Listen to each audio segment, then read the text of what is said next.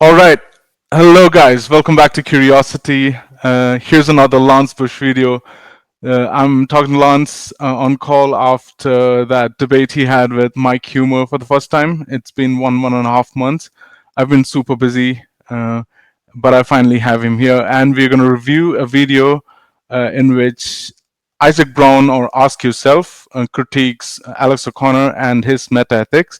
So Alex tries to discover morality, a universal morality. Although he's a subjectivist, he tries to discover a universal morality and bases it on pleasure. He says that all desires can be broken down to pleasure, but Ask Yourself doesn't believe in that, and he critiques Alex, and it's a fun conversation between them. And this is a review that he made of that fun conversation that we had and they had. And now we are going to review, me and Lance are going to review that video, and we're going to have extra inputs from Lance on that and more insights from him. Yeah, so it's going to be a chill one. So let's start it, Lance. All right. Yeah, I should say I don't recall this video at all. It looks like something I think I've listened to at least once or twice, and I guess we'll see. Maybe some of it will start coming back to me.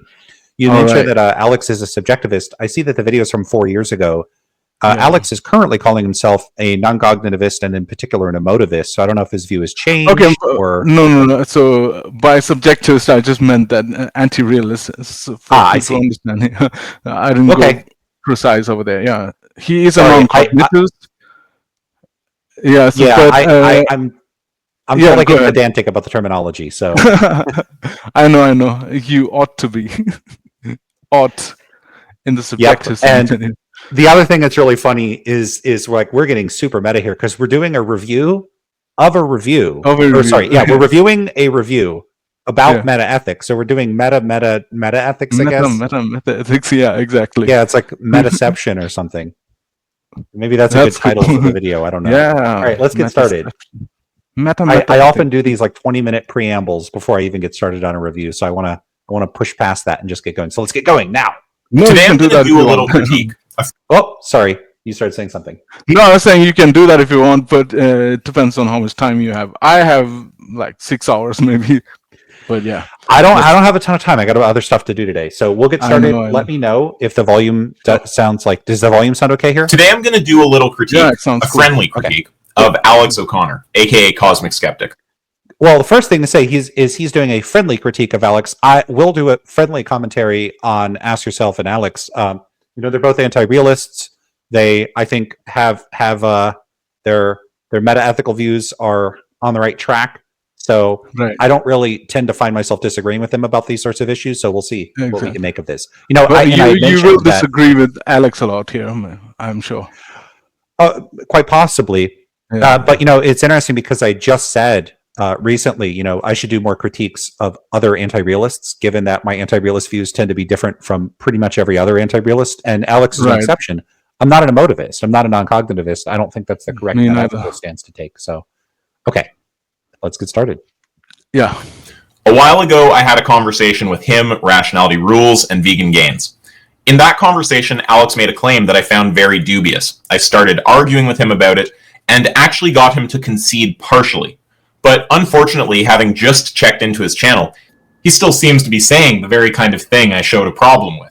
I should state that I don't think this is because he's a bad actor. Currently, I have no reason to think that. Most likely, he just doesn't appreciate the critique. And that's roughly what motivated me to make this video. I ran a stable critique of his view, and very few people seem to have appreciated it. Shout out Insub. Clearly, Alex himself didn't. So I felt that I should dedicate a video specifically to this critique to get some eyes on it. With any luck, other people will appreciate it and start asking Alex to deal with it. Then maybe Alex will re-examine the critique and notice that it demands attention. Or Alex might just watch this video directly and realize that the critique demands attention. What we're going to do here is firstly watch the clip of... So this is at a time when he had 312,000 subscribers. He recently crossed 1 million. So congrats to Alex for that. Oh, that's right. He was doing a 1 million subscriber stream yesterday, and I saw that it went on for hours and hours, and he had guests, and they were all like chilling on a couch talking. It looked like a lot of fun. I tuned in at a couple points, and they were talking about like Bible stuff that doesn't really interest me very much, so I just tuned out pretty quickly. Mm. Not that there's anything wrong with that, just not really my thing. Right, right. And I saw he had a guitar in his hand. I don't know whether he played some song or something. He sang I didn't something. see Yeah. that. Yeah, it was Well, there, but I didn't click that. I didn't have enough time, like I told you. Yeah, he also rebranded. He's no longer Cosmic Skeptic. He just goes by his Yeah. name, Alex O'Connor. I very much approve of that rebranding. Like, I don't have a problem with the name Cosmic Skeptic. It sounds cool. I like space. I like skepticism. But Mhm. I think the rationale he gave for that was cool. Was pretty convincing. Also, yeah, good symbol. I like the little like planety thing. It just looks cool. That So one, right? yeah, Yeah. but I've been thinking that's of a lot of making stuff. one for myself. Not cooler than you though. Yours is like amazing. L with Well, the L and I. Yeah, I got that. I had, what is the site, Fiverr? I got it from a graphic designer on Fiverr, so the credit goes to Okay, them. Um, great. they did an awesome job. I kind of had a Kudos, rough Fiverr. idea of what I was looking for, but they hit it out of the park. I'm really happy with it. That's what part of the reason I stick it everywhere. But yeah, you should get some cool branding. I should get one. I should get one. Yeah. It's been a Yeah, long. It's been like 4 or 5 years that I've been using the same display picture. I have to change it. Yeah, when we first talked, I was like, curiosity, got to go with a cat. And I remember using a cat image for us having a Yeah. conversation. If you like cats, that might be something to go with, but I don't know if Nice that's your thing. idea. Let me think about it. I'm thinking about cat doing this kind of thing. Let me think. Yeah. What the image I used was a cat in robes. I don't know if you remember. Yeah, I But remember like the that. idea of a cat in like a Greek like chiton, like the robe kind of thing that they Yeah. wear. I like that imagery. Wise cat. You could use a Let me think. 9 because like cats have 9 lives. I don't know. Oh, is it? I don't know. What else Lots of symbolizes ideas. curiosity? Yeah, Curiosity. you could just go with a C. I was thinking about this kind of symbol. That Yeah, one. something like that would be cool. Cat is a good thing. Cat is a good thing, or an owl. But yeah, cat is a better thing. Better idea, I guess. Let me think about it. Oh, lots to think about. Yeah, and like cats are like for whatever reason real popular. Like there's lots of memes, lots of imagery with cats. I know. The internet is all about cats. Right. So think about the future and memes and all. That's a good idea as well. Let me see. Cat is a good idea. I'll talk All to right. some graphic designer myself then. Yeah. Let's Okay, should we restart. get more into the video? Sure, absolutely. Okay. Of my conversation with Alex where we argue about metaethics and I'll give commentary. I'm often tempted to just explain concepts on their own, but I think walking you guys through how this critique occurred to me in real time during the conversation might help make it more clear, mainly for those among you who don't spend a lot of time with philosophy or logic. After that, I'll show you how Alex's current statements seem to open him to the same critique. Okay, let's start by watching the clip where Alex and I argue. So, like, I would say, like, if you are talking to somebody who is, like, a psychopath, sociopath, or maybe not even, like, they, for whatever reason, they just think, oh, killing animals is fine, I would kind of, like, I'd start talking about the social consequences of, like, meat eating, animal agriculture, killing animals, with those sorts of people, because that seems to be the only thing they care about. Like, ultimately, there are just really selfish people, but you can appeal to selfishness. Like, and again, the guy went, like, vegan technically because for selfish reasons, health. Do you think there's a fact of the matter that he's wrong about when he disagrees with your values? No, and I'm I'm an existential nihilist. I don't think there's, like, meaning or value to anything. I just think we apply our own subjective values to things. And I don't think he's wrong in any way in believing what he believes. It's just that there are ways of appealing to certain people. Like, everyone has some sort of value. He values his own life and existence and well-being. So there are still ways of arguing morality with these people, just because morality by nature is social. Well, I think it's. No, go ahead, please. I think it's simpler than that. I disagree with you both that there are irresolvable conflicts when it comes to people's interests. Okay, so that's where the critique begins to form. We're all talking about reasoning with people who have very different values, and Alex says that he doesn't believe that there are irresolvable conflicts of interest. Now, when I heard that, what happens in my mind is I go, well, I definitely don't have that belief. Why is it that Alex believes that? I think that every single person has an interest towards their own pleasure, almost by definition. I'd agree with you there. And therefore, when you talk about Okay, yeah, that's interesting. This reminds me of, I think, the first video we did Yeah, was on exactly. this idea. And I think there was some of the same people in that conversation. Was it Rationality Rules and Alex talking to Yeah, each other? rationality rules and Alex. So they were of the view that everything can be broken down to pleasure, and all that people value is actually pleasure when it's Yeah. broken down into its fundamental nature. Yeah. So Yeah, they did a so- critique of that. Yeah. Yeah, so I still can't recall what Ask Yourself ended up saying about it. I do like what Vegan Gain said there. I don't know about that terminology, existential nihilism, but Yeah. characterize, like, when people are engaged in attempts at moral persuasion, I do see them as very much a social enterprise. For me, it's a practical social question. All sorts of stuff goes into persuasion that doesn't require a belief in stance independent moral truth or moral realism. You can appeal to inconsistency in a person's values. This is why things like name the trait can be dialectically very effective with people in exposing the lack of a rationale for why they think what they think about eating animal products. Exposing people. It doesn't have to be inconsistency. It could just be a person doesn't realize that, given some principle or commitment or perspective that they have, that some downstream belief that they have is inconsistent. Oh, I guess that is inconsistency. But I don't mean inconsistency in terms of commitment to two principles that are inconsistent. You could fail to recognize that you're committed to some principle, and then stuff downstream of it doesn't really accord with it. So, that's another thing you could expose, is that a person's sort of a more proximal beliefs are out of accord with their more fundamental beliefs. There's all sorts of basically, you could be appealing to intersubjective or shared values. Like, hey, look, I have these values. I think you probably have these values too. And if you reflect on what I believe to be our shared values, you may discover that this practice you engage in, or this belief that you have, doesn't really stand up to scrutiny. There's absolutely nothing wrong with doing that. You do not have to presuppose, some sort of stance-independent normative facts. So, yeah, I'm fully on board with characterizing it in social terms. A lot more concise than the way I would put it. But yeah, let's see where Isaac goes with this.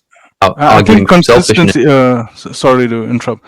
Consistency becomes one of the most important things as an anti-realist, then, because there are no stance-independent moral facts.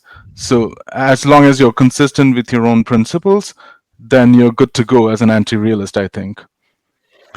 Yeah, in principle, you may not care about consistency. I happen to care, and I haven't met any anti-realists that are completely unconcerned with whether their beliefs are like logically contradictory or something. But like, you could have that view. I don't know what I would say to a person with a view like that, but you could. Yeah, that's true. But that's the rarest of the rarest, I think. As long as one is interested in philosophy, mostly they would be interested in logic as well. But then you have paraconsistent logic and dialectes and whatever.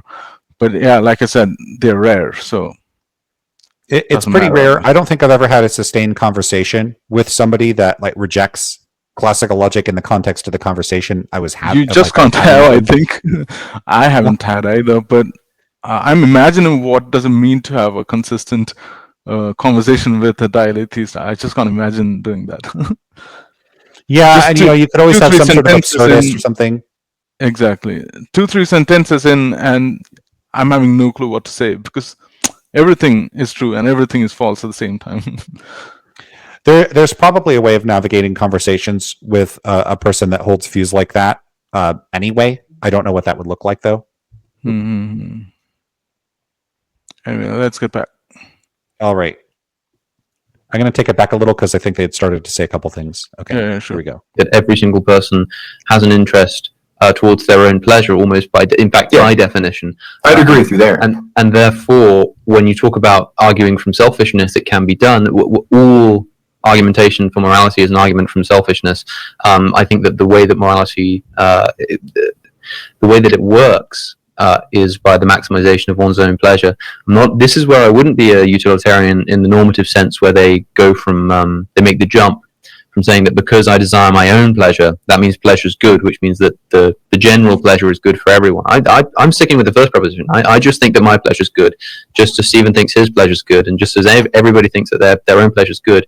That to me is a psychological fact. That's an unavoidable fact. That's the objectivity at the basis of morality. Now, what I can do is say, I can argue about what will objectively maximize someone's pleasure. What I can't do is tell them why they should value their pleasure, but I know that they do, and I know that I do. So in the same way that where what Isaac you might do, if you think that there are irresolvable moral conflicts somewhere, you would generally just find the point at which you agree. Usually you don't have to go all the way down to pleasure. We all agree with certain slightly higher level claims about morality, and I think that seems to be, Isaac, where you're laying the subjectivity. You're saying that people have certain interests, like someone has an interest for their own health. Well, I don't think they have an interest for their own health. I think they have an interest for the pleasure that derives from being in good health. The desire isn't aimed at the thing itself. So all of the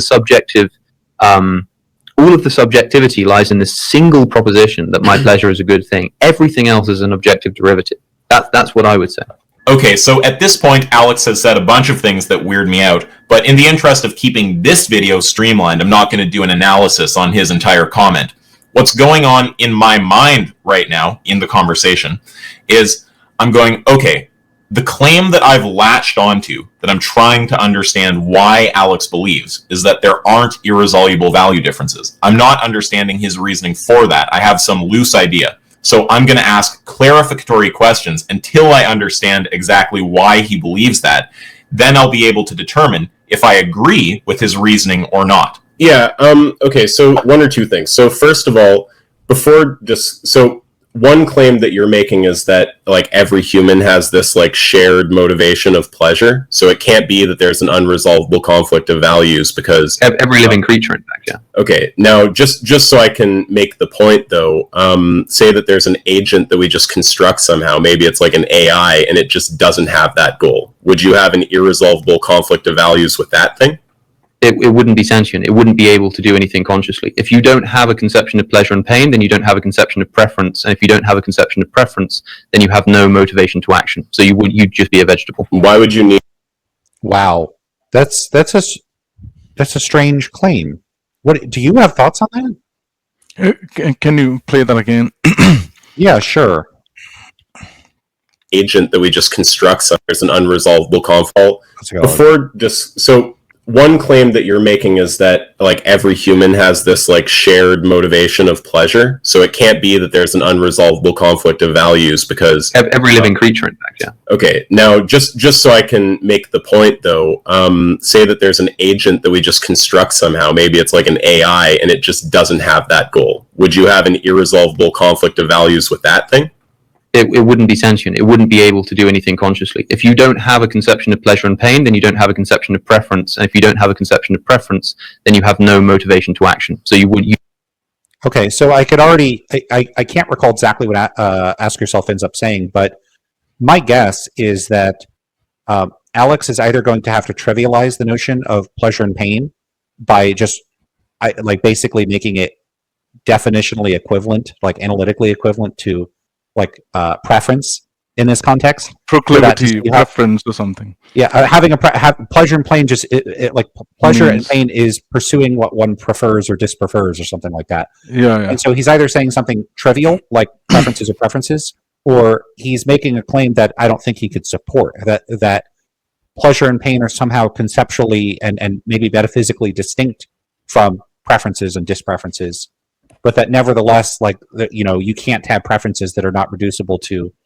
a concern for pleasure and pain, which sounds very, very implausible.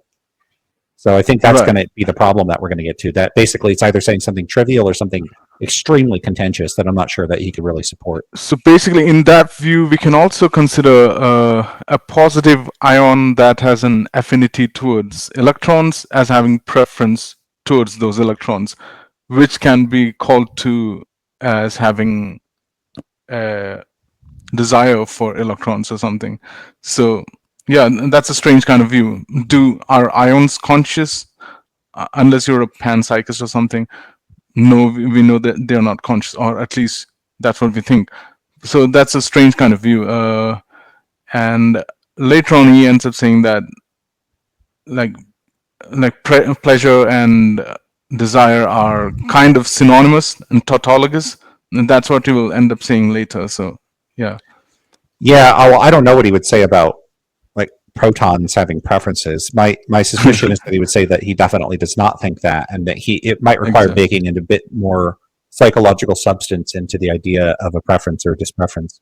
It may be something like a disposition for something to act with intent, and like he may cash it out in potentially functionalist terms or some other sort of terms. I don't know what he would end up saying or doing, but I think he would resist the characterization that he would be committed to that. So he would have to flesh the notion out more to resist that, which is fine. It's like, if you're presenting part of a position, you don't have to present the whole thing at the same time simultaneously. So there could be a position here that just isn't vulnerable to that particular concern, but we would need to hear more to really know. But we'll see where Isaac takes it. Again, I'm pretty sure I've seen this before at least once or twice. So if I'm anticipating anything in advance, that could be some memories trickling in from my unconscious somewhere. We'll see. Ready? Or maybe you already know the response, even if you haven't watched it. Maybe. I don't think so, because I'm pretty sure that I have seen this. So let's see. You'd just be a vegetable. Why would you need... Okay, so I think that we might have some problems here. So just before delving into it, I think that there's okay, so it seems to me, first of all, like it is totally coherent and like logically possible to picture an agent that has a preference for something, but that doesn't have, that can't experience pleasure or something like that. So we probably disagree about that. We'll have to talk about if that makes sense. But then if we grant that such a being exists, surely then we agree that we have it's possible to have an irresolvable difference of values, right? I imagine so, but I simply can't grant that premise by definition. Okay, I think let's talk it through. Derived from pleasure. Okay, so why is it that you can't have a desire without pleasure being attached to it? Because pleasure is the only thing that's it's psychologically possible to desire, to the extent that pleasure is by definition what is wanted when experienced, in the same way that pain is by definition. You do think that it's possible to be conscious without pleasure and pain involved, right? Obviously, we can find examples for that, right? Well, I think so, but it's really going to depend on... So if you define pleasure and pain as something like having a disposition to act in the pursuit of goals, and then you tell me that there's an agent with goals, well, then it cares about pleasure and pain, but that's just because you've tautologically defined pleasure and pain to refer to its goals. But so, can you be a conscious being without goals? I don't know. It doesn't seem to me like you couldn't. That it's not possible. I don't know. Maybe if you do a bunch of meditation, I've done a bit here and there. You get into a state of mind where it seems like there's a stream of consciousness, but you're not actively pursuing any particular goals or interests. On the other hand, maybe you are. Maybe that requires a certain kind of focus or motivation to remain in that state of mind. I don't know. I certainly wouldn't be confident enough to say that there couldn't be rather divergent modes of consciousness from the ones I'm familiar with, and that I'm familiar with from interacting with humans, where I would say both that the being in question is conscious and that it doesn't have goals or preferences. That I think is an interesting question. My guess is, you could just not have them. But when it comes to this identification with pleasure and pain with preferences, that, like the way I think about pleasure and pain, you could certainly have an agent that could have preferences, but it just doesn't prefer pleasure and pain. I see those as a certain kind of affective state that is motivating for people, but it's not the exclusive motivator for any conceivable agent. So I don't really agree with Alex's identification here of pleasure and pain with preferences. Again, if he wants to stipulate that he's defining them that way, that's fine. But then I would just say, okay, well, I have a different conception of pleasure and pain. I'd refer to these specific types of psychological states, and then I'd refer to some other type of psychological state as something a little different. So there could be just some terminological stuff going on here that's obscuring differences in actual views about what's in fact the case. Definition, what is not wanted when experienced. So is pleasure a brain state? Yes. Is it the same brain state as desire? Well, desire isn't so much a brain. Is desire a brain state? So here's where I start tripping Alex out a bit, obviously. Now, what's going through my mind right now, I'm still kind of asking clarificatory questions. It probably seems a little disorganized what I'm asking, because it is a little disorganized. I'm asking, like, is it possible to have an agent that has a desire but pleasure isn't attached to it? Is pleasure a brain state? I'm still trying to overall kind of assess what his position is saying, but now it's starting to coalesce a bit. I'm starting to go like, okay, look, are pleasure and desire separate things? If they are, you're going to have to show that one entails the other to say everyone desires pleasure. And if they're the same thing, but with different words, then it's not meaningful to say everyone desires pleasure. It's just going to be a tautology. And you're not going to be able to say, therefore, there aren't irresolvable value differences, because all we know is that people desire what they desire. So the critique is starting to coalesce at this point. Surely there's a brain state or some kind of like general type of brain state that corresponds to desire. Because I think you're going to hit a problem there, because they're not going to, like, I don't think they're like analytically the same thing or necessarily entail each other. So a lot of people have criticized me for being circular when it comes to that part of it, but I actually don't have a problem with seeing the two terms as essentially synonymous. Now, at this point, the critique is still coalescing. It's not fully formed, but it's got enough structure to it that I'm able to tell that Alex just stepped in shit. You can see it on my face the second that he says that they're essentially synonymous, right? Because if they're synonymous, then all it means to say everyone desires pleasure, setting aside a little grammatic weirdness, is everyone desires what they desire. Now, it must be that I have some dim recollection that this was where he was taking this, because I don't think that would have jumped out to me immediately up until this point here, where I might have been like, okay, now we've got a problem. But certainly triviality objections. I mean, there's a reason, AskYourself and I tend to leverage similar sorts of objections against views like these. Right. And this sort of emptiness of analytic definitions that just sort of hollow out, like, hey, all X's are Y's. And you're like, well, what do you mean by X? Well, I mean Y. What do you mean by Y? I mean X. Okay. And so, Alex here seems to be aware that people have leveraged this objection, because he mentions, people have accused me of circularity. I think perhaps rightly so. So, this was, just to acknowledge for people watching this was a video from 4 years ago. I kind of feel bad when we are reviewing these videos from 4 years ago, because everybody's views have really developed in the interim. And so, I have no idea what Alex would make of this now. He may think, hey, I was wrong here, and develop since then. So, I want to see this as really an evaluation of a sort of time capsule of a discussion that people were having, and not so much a critique of, like, I'm not taking this to be a critique of Alex's current views. Right. You know what I mean? But I think Isaac did approach Alex for that, but he has been evasive. Many people have kind of requested Alex for a conversation with Isaac, but it didn't happen. I think I have commented on one of his Twitter posts or something, and that may obviously get ignored, but I think he's left messages unread as well. But yeah, Isaac is waiting for that. I spoke to Isaac, and he told me that he has been trying to approach Alex, but he has been evasive. But I don't know why that is. Has his view changed or not? I'm not sure. But I don't think it has. I think he still holds the same kind of view. I think it's in the vague territory still, but not sure. We will obviously have to ask him to know what his new current views are. But yeah, if that conversation ever happens, then that would be great. Or I'm also vouching for a conversation between you and Alex. That needs to happen sometime in the future for sure. As soon as possible, the better. Yeah.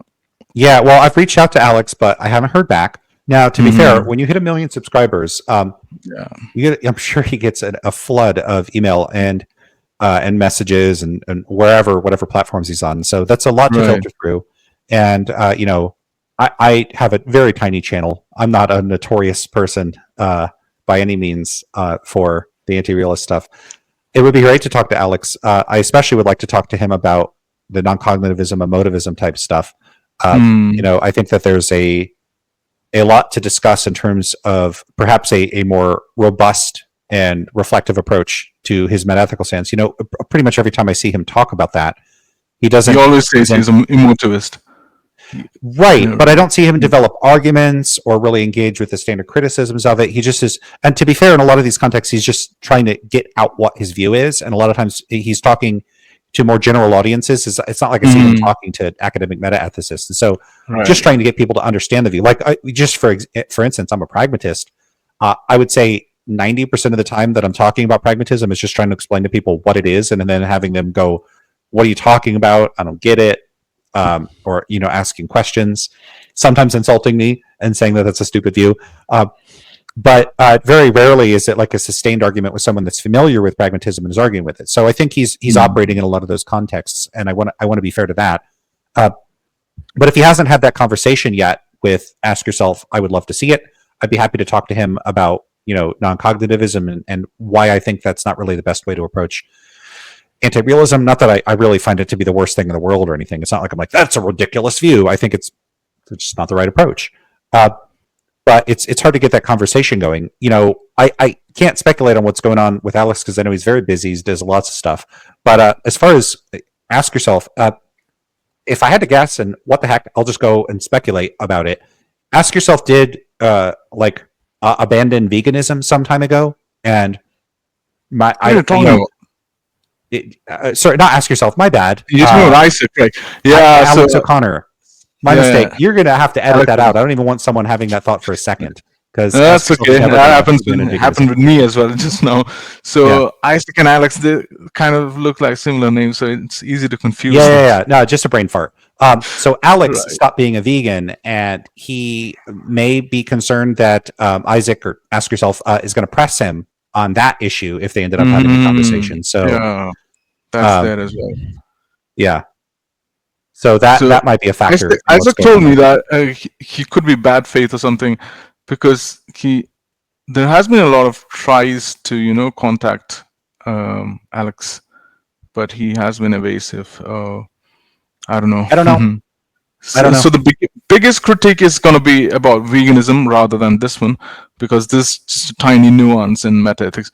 But yeah, veganism, he has a lot of objections there, and that it would be a fun conversation. Yeah, and I would encourage him to confront that head on and have those conversations, if he wants to. But I also, I'm sympathetic to people not wanting to have certain conversations in certain contexts for various reasons. I certainly don't discuss. Every single topic people want to bring up with me, there are certain topics I am not willing to discuss, or at least not willing to discuss, like on a YouTube channel. I might have a private conversation with people. So I don't know what his reasons are, and he may have good reasons for not wanting to have those conversations. He may not. I couldn't say. And one has to pick one's fights, right? It's important. Well, there's that. There's also, there could be personal reasons. Some people may want to avoid a conversation because they know they're going to get just destroyed. People may also want to avoid a conversation because there might be personal issues at stake that they don't want to bring to the surface and discuss publicly. Exactly. I don't know. And one norm I would encourage people to have is, well, I'm fine with people being critical of others for, publicly taking a stance on an issue, renouncing the issue, not engaging when people criticize them for it, all that stuff. I do want people to be more compassionate and cautious with accusations of bad faith or evasiveness. I'm not saying anything specifically about Ask Yourself with that sort of thing. I hold the same view, yeah, just generally speaking, people, because maybe they have interactions I don't know about. So maybe his accusations are perfectly in point and are well informed by information I don't have access to. So this is not anything to do with that particular issue, like the specific issue we're discussing. I'm making a general point, which is that people often don't want to have conversations for good reasons. They don't want to give those reasons, and I think that that's fine. And often I think people are very quick to impute ill intent on other people. Again, I'm not talking about this particular interaction. I'm talking about in general. I see tons of instances in which people say other people are disingenuous, bad faith, lying, pretending. This happens to me a lot. I endorse, qualia quietism. I'm critical of views about consciousness that take seriously the hard problem of consciousness. I endorse more, moral anti-realism, pragmatism, a lot of views that are less common. And often when I encounter people that are critical of those views, they will actually question whether I actually hold the views that I say that I do. And that's very frustrating. So, I think people do need to be cautious with those sorts of remarks. Okay. Anyway, should we keep going? Yeah, sure. Or did you have more to say about that? No, nothing more. Cool. Okay, let's go. Yeah. That doesn't tell us that they desire the same thing, right? So that doesn't tell us that there aren't irresolvable value differences. So by analogy, if we say that everyone likes the tastes that they like, that doesn't tell us that everyone likes the same tastes. So that doesn't give us a reason to think that there aren't irresolvable differences of taste. Another analogy, I guess, if we say that everyone likes the art that they like, that doesn't give us a reason to think that there aren't irresolvable conflicts of art preference, because that doesn't tell us that they like the same art, right? Hopefully you guys all appreciate that point. Now, I know what he's...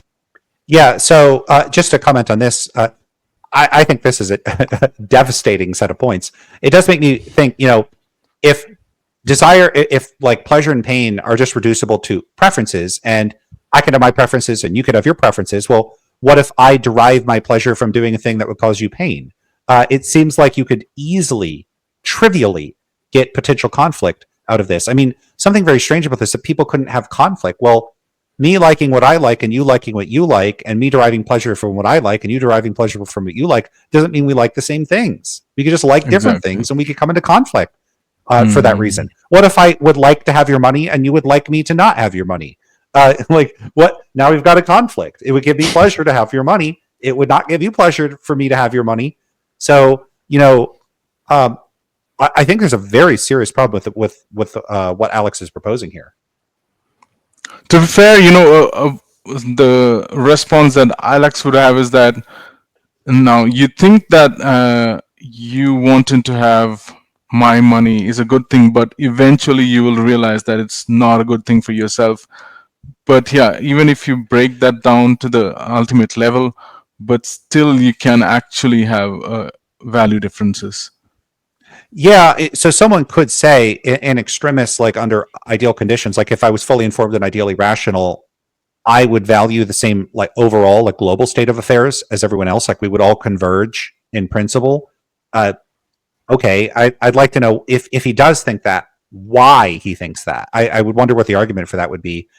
I don't see any reason in principle why you couldn't create a being that is incorrigible with respect to conflicting interests with what it wants the world to be like. Maybe at that point one would say that being is like sort of exempted from agency, but then we're going to have a problem there where it may be that the way he would define what makes something sentient or an agent or whatever it is that entails convergence under ideal conditions just is something that by definition would converge. So, hey, if your convergence would eventually happen among all agents. Okay, well, what is an agent? An agent is a being that would converge under ideal conditions. I mean, it would be another triviality. So, this reminds me of a joke, So it's like this kind of funny, like what was that?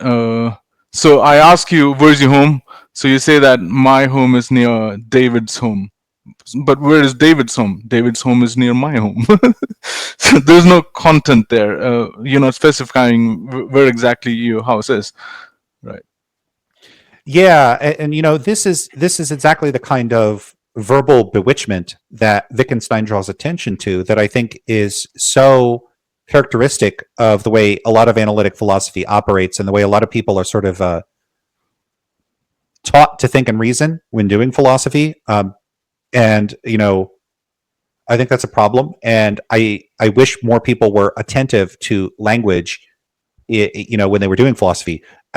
Isaac approaches this from the perspective of logical precision and clarity, and he likes to break things down and sort of break down the logical structure of what people are saying. And that's one approach that can bring clarity to these sorts of discussions. And Isaac has done just exceptionally well with doing this in a way that I don't even see a lot of professional philosophers with the level of laser precision with logic that Isaac has. It's Exactly. it's very impressive. And it's not my approach. I actually take a different approach. And what's interesting, And he's humble, about and he says that he's not even as good as other logicians in the world. I'm not even close, like 10% close to those logicians. I'm thinking who those logicians are. I'm not sure. well, yeah, I don't know who he has in mind. I There know, are right? probably professional logicians that are absolutely phenomenal at this. Unfortunately, I don't interact with them very much. I think that that's very likely to be true, that there's like professors of logic that would just obliterate all of us. Because it reminds me of people that I've run into that work in or adjacent to psychology that their knowledge of statistics is just bananas. Like I can't even fathom the depth of knowledge that they have, and the way that they handle data is just extraordinary, and I could never approach it. Like if I spent the rest of my life trying, I couldn't keep up with them. And so I'm aware of people with that kind of expertise and talent and ability in statistics. So I certainly wouldn't surprise me at all if there's people that are that great with logic. It's an unfortunate thing though that a lot of the talent, skills, and expertise that philosophers have is confined to academic publications that are frequently behind paywalls where nobody reads them. And I think that's really sad because, look, I'm very critical of philosophy, but that I'm critical of it because I think that it has deep gouges in it that we could fill in with a lot better stuff. But that doesn't mean that it as plodding along and as slow and as poor of progress it's made. It doesn't mean it's made no progress at all. It doesn't mean it's contributed nothing. There's so much.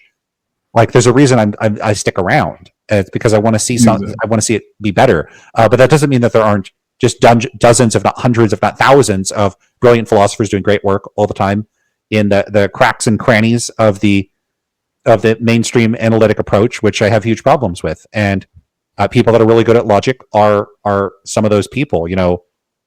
Student after student could walk through a class on intro to logic class. I don't know how much it helps students that end up going into law or other sorts of areas, but I bet it helps. And I suspect broader education in logic, especially with the ability to and practice at applying it in practical cases, would be extremely beneficial for people. Absolutely. And that I say that in spite of the fact that I frequently criticize misuses of logic, both within academic philosophy, but more importantly for me, or more prominently, because philosophers are, in most cases, I think, actually pretty careful with logic, fortunately, which is a good thing. But in a lot of sort of everyday disputes, you'll see people say, "What's your syllogism? What's your argument? Give me the syllogism. Give me the syllogism." And often their requests are premature and not really necessary. So if I clearly lay out an argument where you could reconstruct like a modus ponens from it or something, and you go, "No, but I want it, present the syllogism yourself," that's just, it's often used as a conversation stopper to force a person to jump through hoops. It's misused a lot. People just want empty formalism for the sake of it.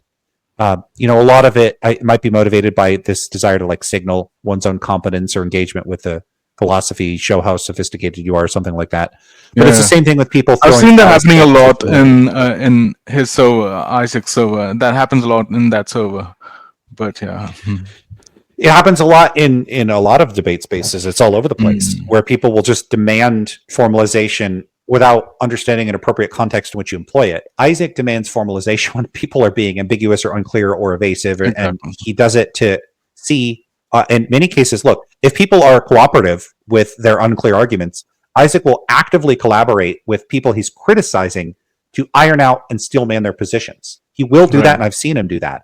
But a lot of people, when they feel cornered with demands to precisify and clarify what they're arguing, they get evasive, they get reluctant, and I think that his approach frequently exposes that people simply don't know what the hell they're talking about, or they have bullshit arguments and they don't want them to be, maybe sometimes they do know they're full of shit and they don't want that exposed. I think that's certainly possible.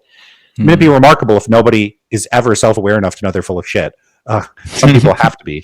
But a lot of times I think people may just be embarrassed by the dawning recognition that they don't know what they're talking about. Yeah. So, I'm sure that's the case in most of the cases. yeah, and then sometimes people present syllogisms, and I've seen Isaac be like, "Okay, that works." Like I've seen that too. It's not like everybody he talks to doesn't know what they're talking about. So, But those contexts are ones where Isaac will specifically say, here is what I'm not understanding. Here is how you could help me understand it. But a lot of times when people throw this, give me the argument at you, it's a sort of reflexive, lazy, thoughtless thing that they're doing. It's like they're trying to pantomime real debates because they don't actually know how to have a discussion. Right. Yeah. Just trying to show off. So. I think that's part of it. Yeah, a lot of people see these. A lot of people appear to me to treat debates as an opportunity to fight and cause drama. And to boast and brag, some of them. Yeah, normal human impulses. All right, let's keep going. He's going to have to do once he appreciates the problem I'm raising is either accept the synonymous definitions and then lose the force of this argument against irresolvable value differences, or reject the synonymous definitions, then provide definitions which aren't synonymous and show a necessary entailment between desire and pleasure. And then maybe he can retain the force of his argument. So 2 pathways, either they're synonymous or they're not. If they are synonymous, this argument loses force, we need a new one. If they're not synonymous, then we need definitions and a demonstration of a necessary entailment. My whole point, my whole argument when I make this case is to essentially show that what you desire and what you think will maximize your pleasure are synonymous concepts, are synonymous concepts, are synonymous concepts, are synonymous concepts. Okay, so everyone should just note that at this point he's committing to the synonymity pathway. Now, in a minute, I actually forced him to concede that that doesn't make sense. Psychologically speaking, that's my whole point, which is why I don't think one can exist without the other. Okay, so I want to because they are just. Your mic, can you say it again? I was just going to say, would it perhaps be better to say that one's contingent, as you were saying, where it all reduces down to the wanting the pleasure. So when you say, like, I want to do this, it's not the same thing. It's more that is contingent on this, and perhaps a fact about the world. Well, if they're synonyms, they're just literally the same thing. It can't be that something's contingent. Well, is it contingent on itself? I'm not sure if it's most helpful to think of it as synonymous or not. That's something that I'd be willing to discuss and debate. But it's certainly one or the other, and whichever one it is, the point is essentially the same. Either desire is a derivative of pleasure in the sense that what you desire is by definition what you think will maximize your pleasure, or they are just synonymous concepts. Now, as you can see, he committed to the synonymity pathway a second ago, but now he's kind of waffling on it. So everyone desires pleasure is a claim that you're making, right? Yes, everyone desires their own pleasure. Okay, so here's my critique. So if they are synonymous, it is circular. It's just saying everyone desires desire, right? So it's the tautology, I guess, would be the right term. Yes, absolutely. Wait, everyone desires desire. Wait, okay, I don't know what the perfect way to think about that. I have to think about that for a sec. But the point is, it's not really saying a whole lot. Well, it is a tautology, because you could say, like, well, it's not saying desire is desire, but if X is desired, then X is desired, is essentially what you're saying. Yeah, okay, that's a perfect way to frame it, because it's like if we're saying if you desire something, or if something is pleasurable, then you desire it. That sentence, it'll be more clear what the problem is. It's just saying, like, if something is desirable, then that thing is desirable. Then it's clear. It's kind of tautologous. It's just the semantics of how I put my sentence together the first time. Okay, so they're done here. Like, what he's saying is vacuous. How is this? What's the next 20 minutes or something? Like, so I think he lays up an argument. Isaac lays up an argument against Alex. That's what one of the things is, and yeah, they go a bit deeper on this, I guess. I don't remember. Okay, it's been quite some time since I watched this one. Yeah, let's see. So this is my kind of analysis. So if they're synonymous, it's just like a tautology, and I don't see how it's. And then if it's not, then I kind of want the, like, conceptual analysis of, like, what desire is and what pleasure is, and also why they must be connected. And also, I didn't intend to get in a big debate about this with you, so we don't have to, like, go forever. But hold on, you cut yourself short then, which is what a lot of people do. They go, well, if they're just synonymous, then I don't see what is the. And then you just moved on. Like, what don't you see? What's the problem with them being what's the problem with that statement being a tautology? Well, a tautology is always true. Like, you desire desire. It's kind of funny watching that. I've definitely lost track at that moment right there. You always desire what you desire. But he presses me, and then I remember the pathway again. I like that he's criticizing himself here. Yeah, because well, you always desire what you desire. What is he talking about? Yeah, this is a strange move for Alex to make to say like, well, what's the problem with this? Like, it's one of those cases where I'm kind of incredulous because the problem with it is, to me, so obvious it's hard to even articulate it. It's like someone saying, hey, so you don't have any evidence, reasons, arguments, or any reason at all to think your view is true, but you think it's true anyway. And they're like, yeah. And you're like, you don't think it's non-inferentially justified. You're not a foundationalist. You don't think it's an accident. No. Yeah, the first time I heard him say that, so it's a tautology, but what's the problem with that? I found that really strange, but that's exactly the problem. Like, you're not specifying what these two terms mean, or you're not adding content to that argument. Like, everyone desires desire. So what? Do everyone desire the same desires, same content of the desires or not? He's not specifying that, and so that was really weird for me. Yeah, I'm curious what Isaac will say as like to clarify what the issue with that is. So let's just have a look. I could speculate or start trying to shoot from the hip with what I would think I would say, but I think what I would say would be pretty dumb. I think I'd have to take a minute to think about it. So Isaac short-circuiting for like 5 seconds totally makes sense. It's a strange move for Alex to make at this point. It's a good move if you want to see the problem with the view, though. Like if it's genuine curiosity, I think it's a good thing that he asked. So let's see. I love that calm, collected response. Like just saying like, and what's the problem? Which is fair, because at this point I've completely forgotten what it was I was trying to say. But then I go, okay, fuck, I have to think about it, and then I recall it properly, thank God. Okay, so let's think about how we got here. So you were saying that everyone has a desire for pleasure, but then it sounds like all you're saying is just like everyone has like desires or something.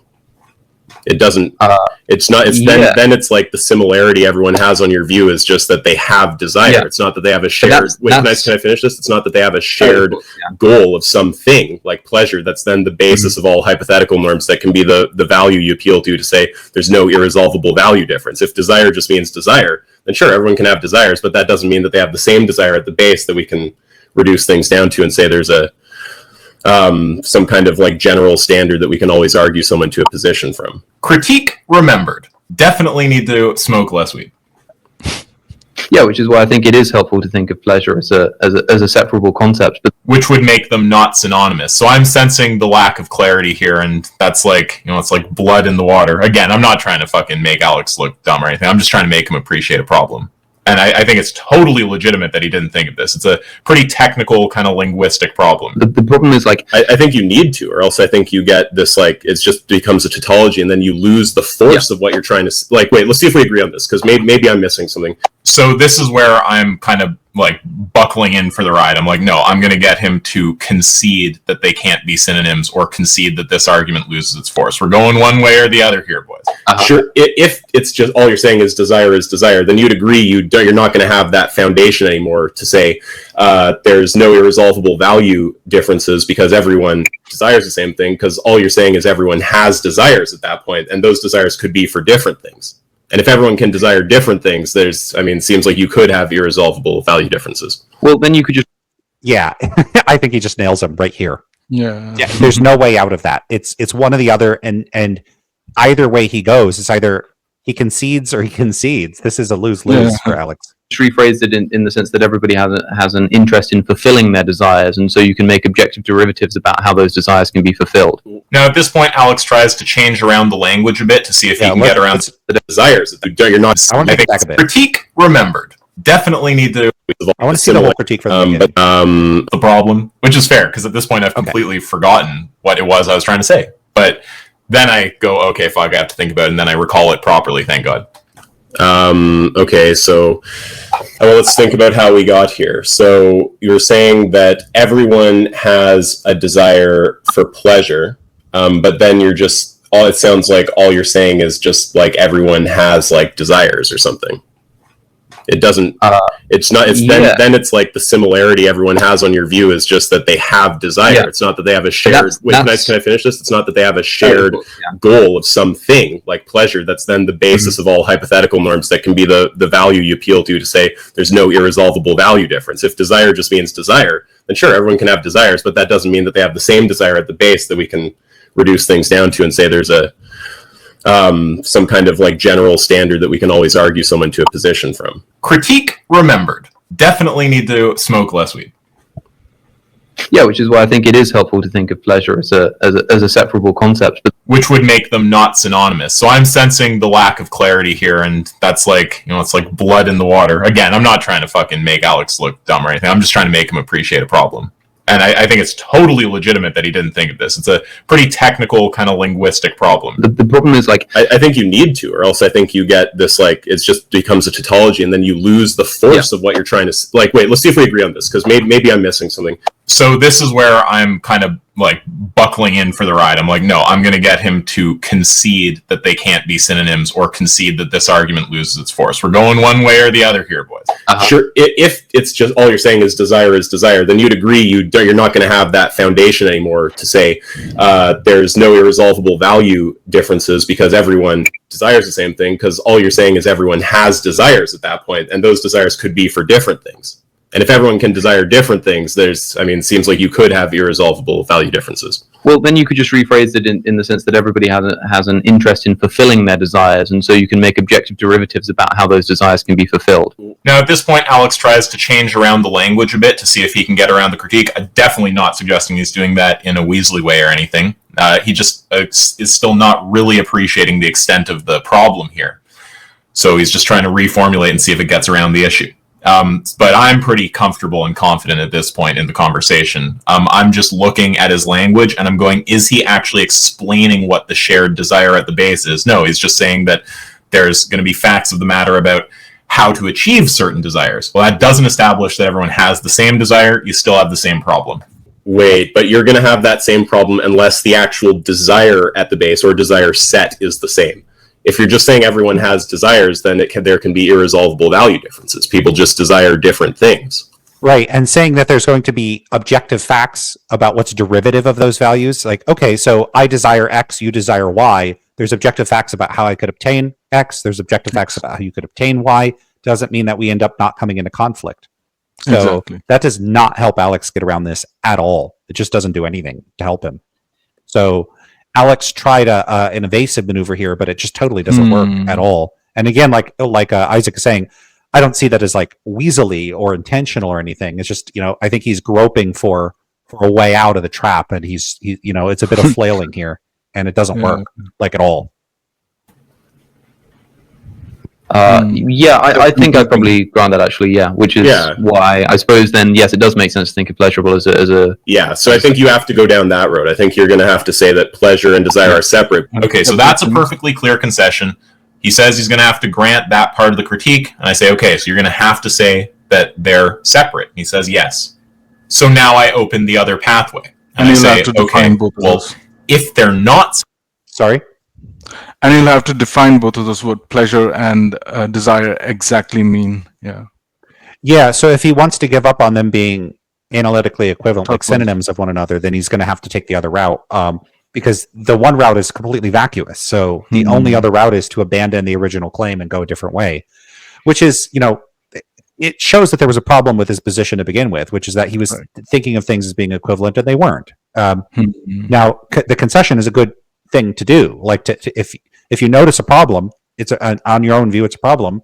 Acknowledge it's a problem and proceed accordingly. But yeah, I guess we'll see what he does at this point. I think he gets this from Parfit. He gets this definition from Parfit. Yeah. Pleasure is something. Got it from. Sorry, you think so? Oh no, sorry. Go ahead. Yeah. So I think there was a speech he made in Oxford or something in which he kind of derives his definition of pleasure and desire from Parfit. So pleasure is something that is desired when experienced. That's the definition he goes with. So yeah, that's again tautologous, I think. Pleasure is something that is desired when experienced. Quite, and maybe he did. That wouldn't surprise me if he got it from Parfit. I would have thought it's also possible that he's getting some of his ideas from Sam Harris, since Sam Harris, talks about states of consciousness being the only sorts of things you could value. Yeah, he says that, but I don't think he ends up defining these two. He gets it from Parfit. I'm quite sure, not Sam Harris. I don't think Sam Harris defines both of these terms. He doesn't go that technical in the moral landscape. Fair enough. Yeah, I mean, well, I would hope people wouldn't get their characterizations of these sorts of things from Harris, because he's just so astonishingly unclear on this topic. Yeah, he's vague. He's vague. Yeah, well, all right. Let's get back. To say that they're separate. And he says, yes. So now I open the other pathway. And I say, okay, well, if they're not synonymous, we're going to need definitions of both terms and a demonstration of a necessary entailment. But then someone can do kind of like, okay, well, are they brain states? And then you have this empirical problem of you have to show what the brain states are and that they always entail each other. And if you can't do that, then just asserting it will turn into like question begging, basically. Yeah, that's where things get tricky. But I think we can get there another way. Okay, so as you can tell, at this point, Stephen starts talking, and Alex and I actually don't return to arguing this specific point in the conversation again. So we'll stop the playback there. Now, I just want to do two more things in this video. I want to show you guys a formalized version of my critique, and I want to show how current statements that Alex is making raise the critique. I'll do the formal part last, because I know a bunch of you friggin' lamos are going to tune out the second I start saying, oh, here's a syllogism, proposition, whatever, okay? So let's look at what Alex is currently saying, then I'll give the syllogism, and then we'll call it a video. So here are some clips from a recent debate Alex did on human rights. I'll link it down below, and I'll also link my conversation with Alex, Stephen, and Richard down below. That's not the kind of pleasure that I'm talking about at the basis of my ethics. Instead, I'm using a broader, more philosophical definition, and that is in line with Derek Parfit, that says that pleasure is simply, by definition, what is wanted. I fully concede that you're correct. I think that's pretty clear. That's exactly what he's doing. You could also see the Oxford sign behind him. Yeah. Fair enough. I remember the video. I do not, clearly. Very cool. All right. Wanted when experienced, and suffering is the opposite, what is not wanted when experienced. Notice this is somewhat tautological. So to ask the question, why do we want the maximization of pleasure? Why do we want the minimization of suffering?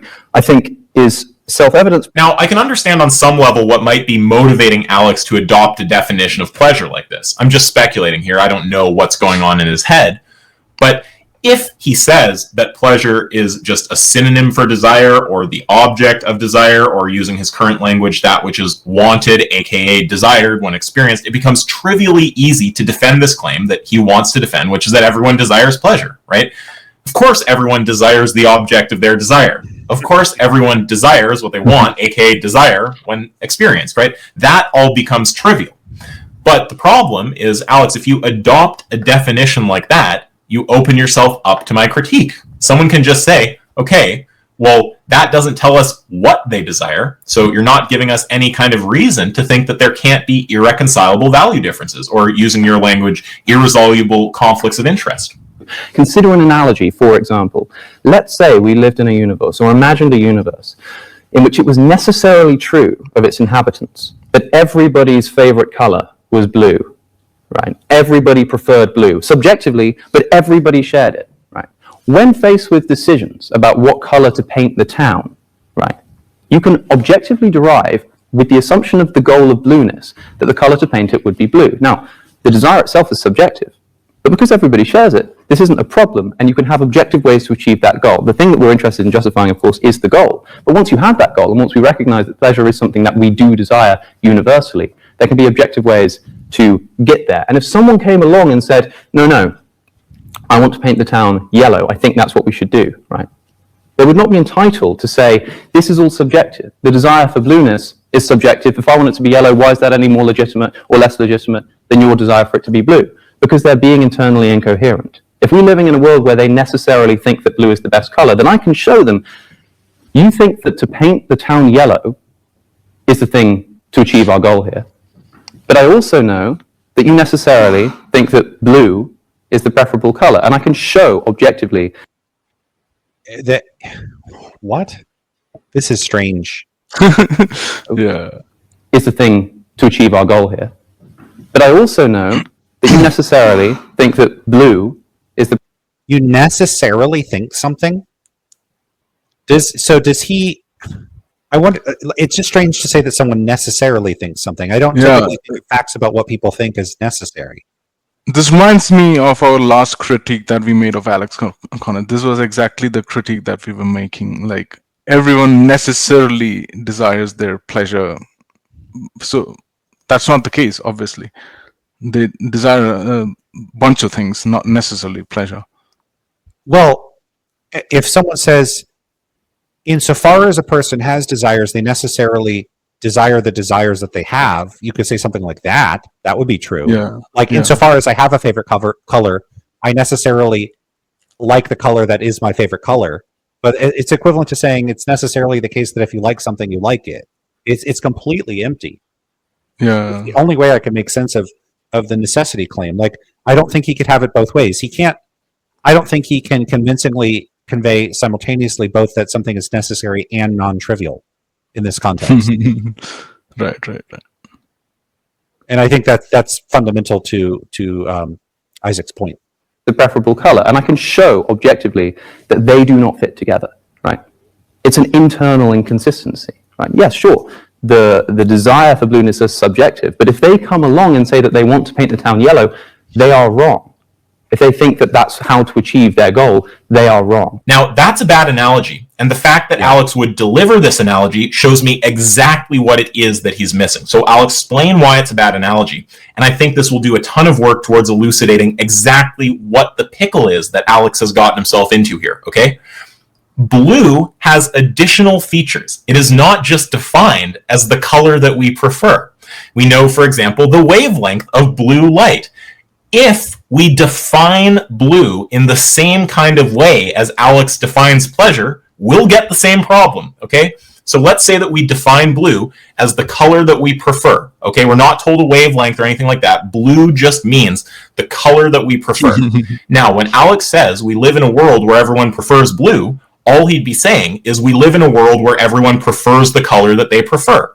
If someone then comes around and says, hey, I'd like to paint the town yellow, you can't say they're wrong with respect to the goal of painting the town blue. So I think it's clear that Alex still has the same problem on his view, and that he... Yeah, man, this is such a good criticism from Isaac. Right. It's basically blue is serving as a stand-in for a term that's just sort of it's dynamically related to the very thing that we prefer in the first place. So everyone wants to paint the town, quote, blue. But what does blue mean? Want to paint the town, right? Yeah, he's blue not specifying the content. Right, exactly. And it's misleading audiences because, as Isaac points out, blue or in ordinary contexts does have a specific content. But the only way for this analogy to work, so either it's disanalogous in a way that completely makes it irrelevant to the point that that Alex wants to make, in which case it's a bad analogy. It doesn't do the work it needs to do. If he wanted to try to make it do the work it needs to do, then blue needs to serve the exact same role that desire or pleasure is serving. I think pleasure. We desire our pleasure. It would have to serve the same role that pleasure is serving in the previous discussion that they were having. And once you flesh out what he is committed to saying about blue in that context, for it to serve as that analogy, it would have to be that color which we prefer. Now, what Alex wants to do is show that people cannot have disagreements or conflicts in what they desire. And this blue analogy makes it look like that makes sense, maybe misleadingly and superficially, but it really doesn't, because actually blue here is just a stand-in for the color people prefer, and then it gives the impression that people in this context couldn't coherently prefer different things from one another. But all it amounts to, because then what is yellow? Yellow is something you don't prefer. So then a person comes along and says, hey, I know we all prefer this, but I actually prefer this thing that I don't prefer. What? I mean, that's what that ends up sounding like once you unpack, what blue and yellow are doing here. And this is an interesting thing Alex is doing, because I routinely critique philosophers, and this is part of what I ended up critiquing in some follow-up blog posting that I did after the discussion with Mike Humer. is, philosophers will use language that has ordinary language connotations, like it serves certain roles, functions in plain language, and then they'll extract the same that terminology. It's the same words they're using and phrases they're using, and they'll redeploy it in some other context, and sort of simultaneously, like a Necker cube, give both the impression that they're using it in that ordinary context, but they're actually using it in some other context. And they'll play on the sort of conflation or ambiguity between those two readings to sort of wedge their view in by giving people a misleading implication that if they reject the philosophers' extra stuff that they're baking into their philosophical conception of the view, that they would have to reject the ordinary conception of the same use of that terminology, which is in fact different. So I'm not saying people do this intentionally. I think that philosophers have fallen victim to imputing or projecting extra philosophical presuppositions onto language that serves various sort of functional and pragmatic roles in everyday life, usually these sort of social roles that it plays. Philosophers come up with theories or accounts, and they bake in all these metaphysical presuppositions and all these other sort of very semantically rigid and fixed conceptions of what this or that term commits one to or means. And then they sort of vacillate between that philosophical reading of a term or phrase with the ordinary socio-functional reading of a term or phrase, which is largely cashed out, in my view, actually entirely cashed out through pragmatics and its use in its contexts of usage. And they mix the two up, and they don't notice. I don't think this is intentional. And I think Alex is doing exactly that. I think Alex has fallen victim to this sort of this analytic. We would have to come up with a term for it, because I haven't seen anybody talk about this particular way of conflating some set of terminology with some other set of terminology. But Alex is sort of doing that here with blue and yellow. He's playing on the audience mixing up blue and yellow as ordinary language terms that do pick out specific things. Is the word that you're looking for equivocation? Because it reminds I you take of the equivocation. fallacy. No, equivocation in the midst of a syllogism is when you're using the term, let's say in premise 1, you use a term, and then in premise 2, you use that same term, but you actually mean something different. Okay. So you would get equivocation when you sort of switch up what you mean. And so there's a kind of equivocation here, so you could call it that. But this is something distinct. It's not equivocation in like the formal sense of changing what you mean by a term in the middle of a syllogism. It's sort of the conflation is co-occurring. It's simultaneous. And philosophers will even say sometimes that, oh, no, I'm just using the term in the ordinary sense. And it's like, well, hold on, but you're presupposing that the ordinary sense is also, or in addition, the technical sense that you're using, or this very specific sense that you're using the terminology. And I'm not obligated to grant that. But philosophers will often help themselves to these presumptions by saying that their view is commonsensical, it is intuitive. There's a lot of like really tricky stuff that goes on with language. But yeah, so in this context, Alex's analogy may be rhetorically effective on an audience because of the conflation between blue and yellow in the ordinary sense and blue and yellow in the sense that the only sense in which they could work is if they were being used in a way that doesn't actually take on their typical meaning in ordinary context of usage. You would have to be using them in some technical and weird sense. And the only way so that technical and weird sense, if he were using it explicitly in that way, would be like sort of immediately and obviously vacuous. The vacuity of it would be transparent. And so the vacuousness of the philosophical technical conception that he's employing is concealed behind the ordinary language analogs of that terminology. And so you have to sort of simultaneously employ language that is both being used in the technical sense and the non-technical sense, so as to give the impression that the problem is borne out as a result of its technical sense. But this is sort of smuggled through the impression you're giving people of the associations they have with that same language in the ordinary sense. I don't know if I explained that super well, but I give examples and I explain this in more detail on my blog, like in several different blog posts. I go into detail about this exact problem and how it occurs. Is I do what you're think that's going saying on. something related to Wittgenstein's private language argument or something? I'm not sure. I haven't read that. Yeah, I don't know how much it relates to Wittgenstein's private language argument. I mean, you get these like his beetle in the box type of thing, and there are some similarities there in what I think that he's getting at. But I find private language stuff rather obscure. I'm not quite sure. I'm fully grokking what he's up to there, and there are points where it doesn't look like from what little I've seen of it.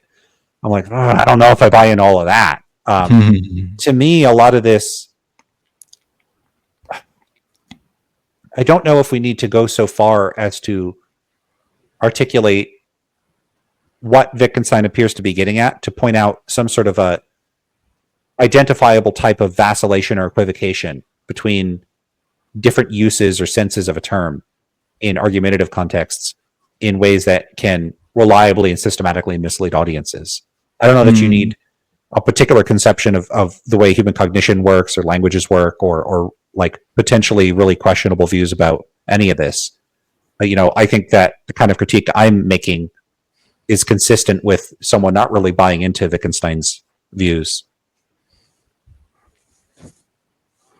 Okay.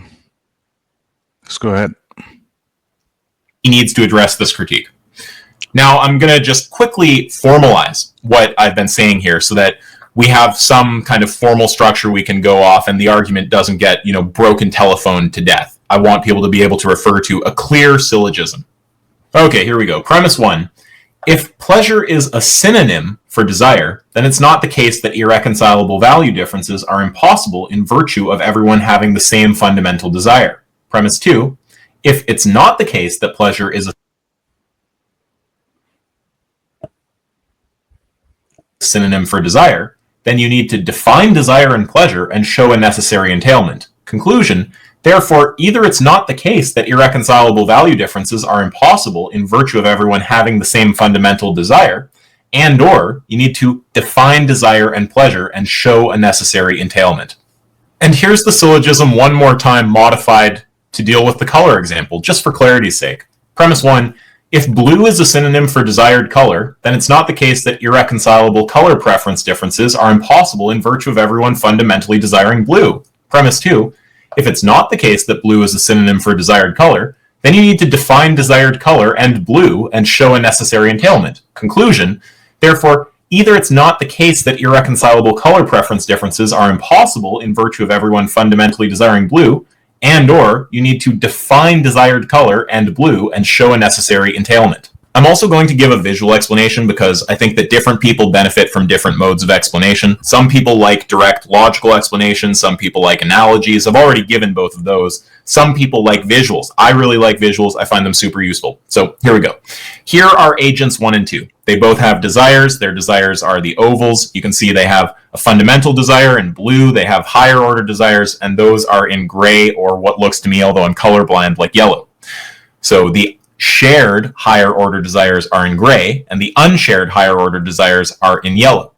You can also see that the fundamentality of the desire increases as we move downward in the image, and you can see that in the case of agent 1, there's a correct relation between the higher order desire and the fundamental desire, and in the case of agent 2, there's an incorrect relation between the higher order desire and the fundamental desire. So when Alex is telling you, sometimes a person will tell you that they want something, but they're ultimately wrong because what they fundamentally want is pleasure, and this thing won't bring them pleasure, right? This is the kind of idea. It's like you think you have this higher order desire, but really that's misaligned with the fundamental desire.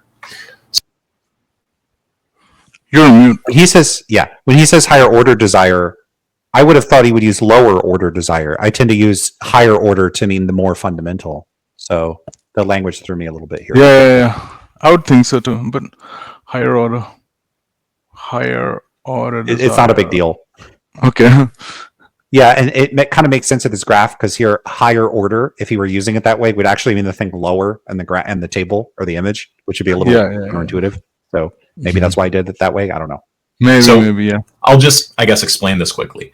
If disagreements between agents on higher order desires are resolvable by examining the relation between the higher order desire in contention and the fundamental desire, we need to have a shared fundamental desire. I'm setting aside technicalities here like divergent fundamental desires, which still lead to identical higher order desires. If pleasure just means something like that which is desired, telling us that the fundamental desire is pleasure does not give us a reason to think that we have the same fundamental desire. The reason is because you haven't specified the content of the desire. You've just told me tautologously that the fundamental desire is for whatever thing it may be for. It sounds like you're specifying the content when you say that everyone fundamentally desires pleasure, but if pleasure just means the thing that they desire, you haven't actually specified the content. Right. By not specifying the content, what he's getting at here is if you did specify the content, it would have to be something like everybody desires, to do a specific thing, a specific action. Everyone desires to dance on Tuesdays. But if what you mean by everyone desires, pleasure is, and where pleasure means whatever it is they desire, that would be consistent with some people want to dance on Tuesday, some people don't want to dance on Tuesday, some people want to dance on Wednesday, some people don't want to dance, they want to sleep, some people want to do this, some people want to do that. And that's all consistent with saying everybody does what they, they all act in accord with the same fundamental value, because the fundamental value is whatever it is that they want, which is a bunch of different shit. So that's completely consistent with saying that sort of thing. And so failure to specify the content is just absolutely just obliterates any is the exact problem here in the whole critique. Yeah, I mean, this just really does just clearly peel the layers back and show that there's a big problem here. And you haven't given us any reason to think that in virtue of everyone desiring pleasure, which means desiring what they desire, that there can't be irreconcilable value differences. So what this really comes down to is what I would call the content specificity argument. Here's one more syllogism. Premise 1. If the content of the fundamental desire isn't specified, then higher order value divergences can't be resolved by examining the relation between higher order desires and the fundamental desire. Premise 2. The content of the fundamental desire isn't specified. Conclusion. Therefore, higher order value divergences can't be resolved by examining the relation between higher order desires and the fundamental desire. And that's just modus ponens. P implies Q, P, therefore Q. The connection between this argument and the prior argument is really just that if you take the synonymity pathway, you definitely end up with the content specificity problem. So if there's any hope of avoiding the content specificity problem, it's going to be on the non-synonymity pathway. And finally, here's a little diagram. So the bucket is the content specificity argument. So if we ask what is pleasure, if you say it's a synonym for desire, you're ending up in the bucket. If you give a tautologous definition, you're ending up in the bucket, right? If I ask which car is yours when we're looking at a parking lot and you say the car that's mine, right? That doesn't tell me which car is yours. You haven't specified. That's just like the thing you were mentioning before, like where is your house? Oh, it's next to Dave's house. Where's Dave's house? Next to mine. It's the same sort of thing. Exactly. This kind of conversation happened to me on Substack where I asked someone what they meant by some term or phrase that they used. And they said, I mean what ordinary people mean.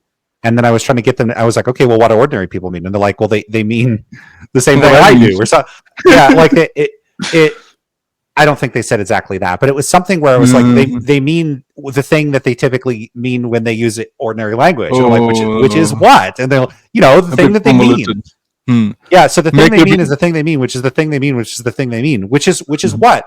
And what's funny is if a person can come up with enough superficially different ways of rephrasing that same sort of empty type of response, they could say, look, I've answered your question. I've answered it 5 or 6 times now. What do you keep pressing me for? There was a funny exchange where I thought T-Jump did exceptionally well at the outset of a conversation he had with Eric Schwitzgable. He had Eric Schwitzgable on his channel to discuss moral realism, and T-Jump was pressing him, and he was asking him, like, well, what do you mean by that? I don't know if it was good or something like that. But Schwitzgable kept giving these sort of like empty responses, like, I don't remember exactly what he said because I don't remember it offhand. But I remember it was not a substantive response, and T-Jump pressed him and pressed him again and pressed him again. And after 2 or 3 rounds of T-Jump saying, okay, but it sounds like you're saying X is X is X is X is X, Schwitzcable basically said, look, you can keep asking why, like all day long, like a child, but that's not, at a certain point, you have to stop with the explanations. And it's like, yeah, sure, let's agree. You have to stop at a certain point. Like, why is the sky blue? Because of light refraction. Why is there light refraction? Because that's how photons work. Why do photons work that way? Because of the laws of physics. Why are and at a certain point, you're like, I don't know. That's just how it is. That's fine. But he didn't even get one layer deep. All right. So at a certain point, you have to stop. Oh, you have to. Yeah, on the first question. So it might look like he gave two or three layers deep, but we could call it, like, I don't know what to call it, like the onion mirage. Like, you give the impression that you've given layers to the onion, but there's actually no layers because you haven't said anything substantive. That's what it looked like to me when I looked at the conversation. Now, I like Eric Schwitzcable's work. I think he's done really cool work, but in that particular conversation, I think he fell flat. He wasn't able to give a good answer to that. And, a lot of times, I think when philosophers are pressed on that issue, they immediately reach for, and Parfit had a lot of self-awareness about this, to just saying, yeah, it's unanalyzable, it's inarticulable. They rarely say it's ineffable, but they'll fall back on the use of terminology that purports to appeal to concepts that they cannot express or explain the meaning at all. It's incommunicable. And they'll just say that's just how it is. They sometimes call it primitive or properly basic or something like that. And that is, I think, the Achilles heel of a lot of analytic philosophy, is that philosophers, I think, are allowed, they're getting away with falling back on this mysterious use of terminology that I don't think that there is terminology like that. I don't think there is incommunicable meaning. So, and another way to put this is, I don't think that the terms or concepts they use, if they're unable to explain what they mean, I think that is an indication. It's not a guarantee. It's not like totally dispositive, but it's a red flag that indicates that they might be saying something that isn't meaningful. And that's probably something that when I do say stuff like that, I get the most pushback for. And I find that really strange. Not that I shouldn't get pushback, or not that I don't think that I have a considerable burden to make a case for, my views about meaning. But I'm expected to make a case, but the people I'm criticizing are typically not held to anywhere near a similar standard. There's an asymmetric standard here where people just sort of allow people to say stuff, not explain what they mean, or say that it's inexplicable or incommunicable, and people are totally okay with that. And if I say, oh, whoa, hold up, I think there might be a problem here, everyone turns all the hostility on me and zero on them. There's no expectation. People don't go, wait, you can't explain what you mean. Well, why shouldn't I think you're full of crap? What are you talking about? There's just nobody's pressing people on this. They're just okay with people saying that. And one of the things I started asking, and I never get a good answer to this, is what criteria, what standards do we use to say it's appropriate for a person to make that kind of move, where I don't have to explain what I mean, it's unanalyzable, it's ineffable, it's incommunicable, whatever, in one context, but it's not appropriate in another. Because, like, what if someone says, why should I believe you're right about moral anti-realism? And I say, I appeal to the principle of lanceosity. And they're like, what? Oh, come on, what is lanceosity? I'm like, it's the principle that means I'm always right. And they're like, okay, but what is the principle? And I'm like, the principle is lanceosity. What do you mean? But what's the content of it? The content I can't convey to you. Some people just get it. I got friends over here. My whole family subscribes to lanceosity. They know I'm right. My family does not. They do not think I'm right. But, like, in principle, if I was popular enough, I could get a whole bunch of people to subscribe to lanceosity, and they'd all be going, we get it. We know we know he's right. We know what it means. A bunch of people saying they get it is not good evidence that they get it. A bunch of people could just be confused or wrong. And that's a lot of what people appealing to these concepts fall back on, is just saying, well, but I get it. Okay, but I'm not granting that there's something to get. So, regrettably, in these cases, I'm not obliged to grant that if someone claims they understand something, that therefore they do understand it. I take them to sincerely believe they understand it, and I'm not questioning their beliefs or their claims, but I'm not obligated to grant that if somebody says that they understand something, that they do. People sometimes don't understand things. So, just mere testimony is insufficient. And so I see very little by way of adequate scrutiny in the mysterious way that people use terminology in analytic philosophy. And I think it's really, really unfortunate. I don't want people to just blindly abide by my pragmatist approach to things, but approach the same issue from 100 different angles if you want. What the hell are people talking about when they make these appeals to terms and concepts and they can't explain what they're talking about? What's going on there? Why? How do we determine when this is and isn't appropriate? Because, the point of appealing to lanceosity is, as an example, it's obviously facetious, but if I were sincere, no one would take me seriously. And for like, okay, presumably for good reason. What are those good reasons? Why shouldn't we take landsosity seriously? Why shouldn't we take it seriously? And if we shouldn't, which I agree we shouldn't, why should we take someone seriously when they appeal to some other term or concept like, qualia or phenomenal states or, external reasons or something like that? Why should we take them seriously? Like, what standards do we use to determine when incommunicable appeals to concepts are meaningful and when they're not? And I haven't heard any good standards for this. I hear a lot of stuff that sounds to me like it's made up on the spot. It's not very plausible. So Tijum, isn't he a moral realist? Tijum? Yeah, he is a moral realist. Doesn't sound, Okay. I mean, he was doing a good job pressing another moral realist with a different conception. Okay. I mean, I don't know of anybody in academic philosophy that shares a similar view about moral realism as T-Jump. He has a seemingly altogether unique perspective. I'll have to look up that video and Tijum's opinion on moral realism and maybe have a conversation with him sometime. Yeah, that'd be cool. Let's finish this video up. I think we only have 30 seconds left. Right. Which car. So if there's any hope of not ending up in the bucket, it's with something else. Okay, so that's all for today. If it's not incredibly obvious, this is just an intellectual critique. There's no hate towards Alex. I think his content's great. I hope he keeps doing what he's doing, and I like him personally. And yeah, if he wants to have a debate or a discussion at any point, I'm happy to do that. And if you guys like this content, which I hope you do, please consider supporting on Patreon. I'd really appreciate that. There's also Teespring for merch. Okay, so we're done with the video. That was it. So, okay, we got through it. right. So I think if Alex ever watches this video, I think you have two people to address now. One is Lance Bush, and another is AskYourself, Isaac Brown.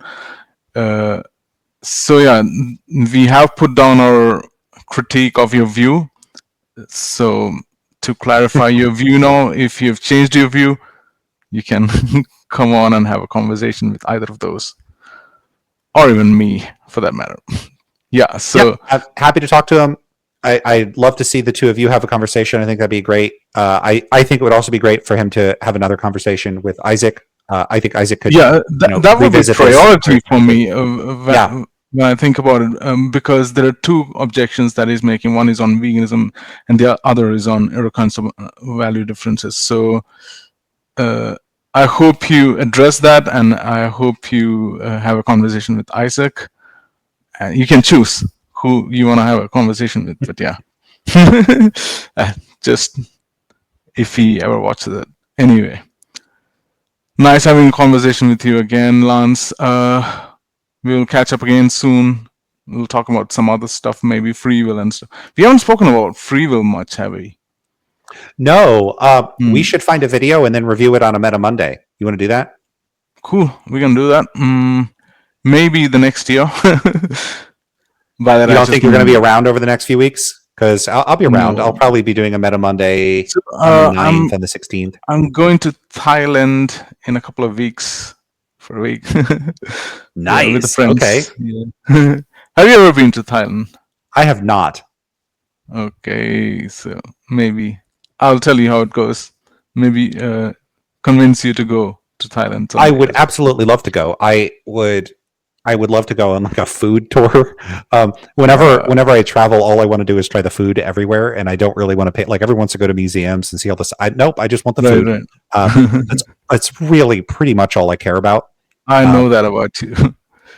Do you like Thai food? Love it. Yeah. Yeah. Thai or for Indian? sure. I like them both. Yeah. Don't ask me to pick. Okay. Yeah. I mean, I'm trying to think. I've probably tried a lot larger of a variety of Indian food than Thai food. Mm-hmm. And so that might bias me towards saying like, it'd be easy to say it's better, but if I tried 10 times as many dishes from one, I guess India probably has a lot more culinary traditions. It's a lot larger. So maybe that's not a fair Obviously a comparison. bigger country, so a lot more cuisines would be there. Like imagine comparing all of Europe to like one other type of like Japanese food, and it's like, well, I'm not sure that's fair. Right. So, But yeah, tell me how it goes. I'm excited here. Sure. I'm stuck here. I'm not going anywhere. I mean, I might be in Brazil again at some point soon. Mhm. And have you had Brazilian food? No, not really. There's not much Brazil influence in India, and there are not many Brazilians here. Not many. We can maybe count them on our fingers. I don't know, but yeah, I haven't had the chance to eat Brazilian food. I want to, really want to. Yeah, you would have a bit of trouble if you're vegan, because especially the state that we tend to go to Mhm. in the South, it's a big like barbecue culture, and there's a lot of veganism and vegetarianism are on the rise there. Like, one of my favorite things there is grilled hearts of palm, or palmito, is really, really good, and it's hard to get that same kind of thing outside of Brazil. So Okay. the options there are growing, and they're quite good. So yeah, I think you would love it. Yeah, I think so too. Hopefully, in the future, let's see when that future comes. Yeah. All right. Yeah. Anyway, I'll let you go, Lance. Right. Another fun conversation, as always. Love talking to you. See Take you care. around. Take care. Have a good rest of the day. Take You care. too. Bye.